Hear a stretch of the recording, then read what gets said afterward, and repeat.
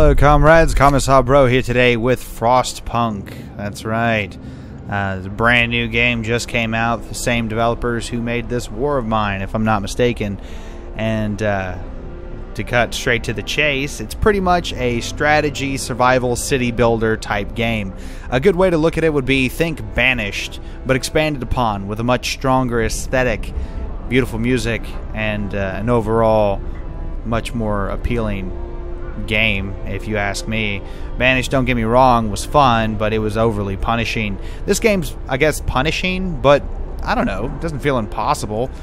Maybe frustrating at some points, but for the most part it seems fair. You are in a frozen wasteland after all, and it's up to you to survive. So figure it out, boy. But anyway, so basically you're joining me as I'm having a little bit of an issue run into my burgeoning little city, which is 18 people inside of my my city. Actually want to go back to London. They think they have a better chance of surviving there than they do here. This frozen wasteland supposedly being the promised land, but now that they're here, they're like, oh shit, this place isn't so great. I don't know if I want to be here anymore. But unfortunately for them, I am an iron tyrant, and I will not allow anyone to leave. You're not allowed to go nowhere. This is our house. We're going to keep it. So, getting into resources and stuff, you've got coal, you've got wood, steel, actual raw food, and food rations. And again, you're kind of catching me at the end of my game here. I'm about to lose this, but no big deal. I actually kind of want to start over anyway. You've also got two other major resources, which would be the discontent, or morale in this case, and then you have hope. Hope being, you know, everyone's will to live, obviously. Discontent just pure on being morale, like how people are feeling with your leadership. Are they happy with it? Are they unhappy with it? So on and so forth. And then you have the actual people themselves, who kind of work as a resource in this game. A good way to look at this is almost like a society simulator at the same point in time. Again, with having to deal with people's hope levels and discontent levels. Not only that, but their medical disposition. Are they actually healthy? The colder it gets, the more likely they're going to get frostbite or something like that. You can actually get radical laws, such as, let's go to adaptation and take a look-see, where we can do treatments such as radical treatment. We'll try everything to cure the gravely ill, from invasive surgery to amputations. However, the question is, do you really want to do that? Because then 30% of the gravely ill treated in medical posts will be left as amputees. Over time, you can imagine that's going to become a problem when half of your civilization doesn't have any body parts. And I imagine, I'm not sure, but I imagine that amputees are unable to work. So, I mean, you don't really know how well that'll actually go. Ooh, and look, I got some new laws now that I've gotten some stuff. We can actually make children, because currently I have child shelters set up for my children. So during the day, they go to the children's shelter while their parents go to work and work. Now, we can actually make children medic apprentices, or we can make them engineer apprentices. Now, this is a really actually a really good one, but I think it's pretty obvious we should go with medic apprentices because of the fact that people are getting sick like crazy. I've probably lost like 20 people so far.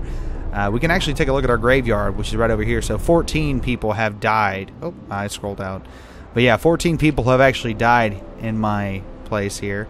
Look at all these British names: Blacksmith, Lind, Hood, Mason, Garrett, Dixon, Fitzclarence. That's an interesting last name. But anyway, so yeah, pretty much this game is difficult in some sense of the word, based on the fact that you have to juggle so many different things, keeping it all going and making it work. I think the biggest problem I'm having personally is keeping coal well manned in my entire city, especially when it starts, the temperature starts to drop. It's already negative 40 degrees Fahrenheit, and it's about to drop 2 more levels, which basically a level equates to about 10 degrees. If it drops 2 more, it's about to be negative 60 degrees Fahrenheit, which is really fucking cold. Keep in mind, freezing is 32 degrees, so what is that, 90 some odd below freezing. That's ridiculous. That's absolutely ridiculous. That is so cold. I don't know how these people could possibly be surviving in this terrible, terrible environment. But anyway, you've also got research in this game. As you can see, there's 5 different tiers of technology you can go through. However, there's also 4 different categories of research to be done as well. As you can see, I'm still very much early in the whole process of everything. And there's still a whole bunch more I could do. So, yeah. And again, I don't know this game like the back of my hand. I really just started playing it. This is more of a first impressions video than it is a guaranteed, hey, look, guys, I know exactly how to win this game. So, yeah. And then the last thing I guess I should mention, because I've mentioned at this point the book of laws, you know, the construction, you can actually build stuff. I haven't researched everything, obviously. Resources, blah, blah, blah.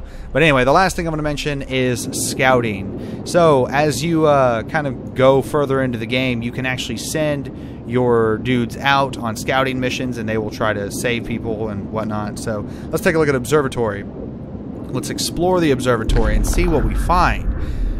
Observatory, the sun is dimming. Instead of astronomers, we are met by some of our lost people. They explain that they came here for help, but found everyone dead.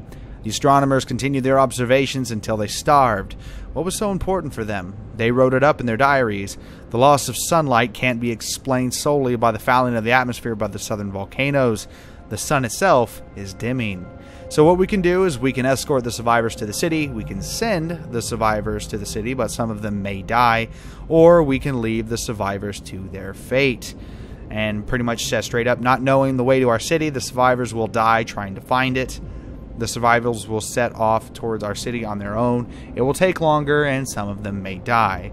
Or we can, our scouts will set off towards our city and bring the survivors with them quickly and safely.